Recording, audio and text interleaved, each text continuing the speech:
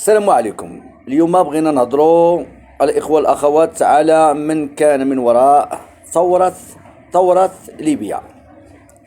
ليبيا. نعم سيدي، الجزائر والكبردانت تاع فرنسا خلصوا أموال باهظة، عطوا أموال باهظة للأمازيغ. نعم، الأمازيغ اللي كيتواجدوا في ليبيا هما اللي صنعوا ثورة على القذافي وطيحوا القذافي، وماشي طيحوه هما، لا لا لا، فرنسا، لأنه فرنسا هي اللي جات وضربتهم بالطيران الحربية. والمخابرات ديال فرنسا شكون هما اللي كانوا يحكموا الجزائر. علاش هما يعني حاولوا يطيحوهم بالزربة وشي يقتلوه شي كدا شي كدا؟ خافوا من الفضيحة. فهمتوني الإخوة الأخوات؟ راه خافوا من الفضيحة، على داكشي قتلوا القايد، شنو سميتو ديك القايد، وقتلوا بزاف ديال العصابة اللي كانت متواجدة في الجزائر.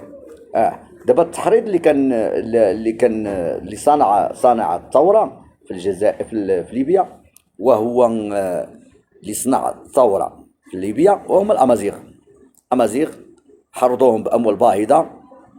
يعني فرنسا لا، اليد الفرنسية هي كانت يد فرنسية، ولكن المخابرات كانت جزائرية. المخابرات كانت جزائرية باش طيحوا النظام ديال القذافي، اللهم ارحمه واغفر له. وتحياتي لكم جميعا، وكنتمنى اي انسان يعمل كومنتيرات ويعطينا رأيه في هذا الموضوع. هذا موضوع راه مهم، موضوع الساعة، بأنه الجزائر كانت من وراء ثورة ليبيا، وعلى ما سمعت ربما كانت حتى من وراء ثورة تونس. الجزائر وما أدراك ما الجزائر، عصابة، نظام العصابات، نظام الكابرانات، نظام شواكر تاع فرنسا. تحياتي لكم جميعا. اللي غادي نقول لكم، لا لا لا، هما نظام الشواكر فرنسا ما عمرك تحلم بأنه غادي يتواضعوا معاك وغادي يجلسوا معاك على الطاولة. المغرب غيتهنى، راه شواكر فرنسا هادو ما يجلسوش معاك على الطاولة.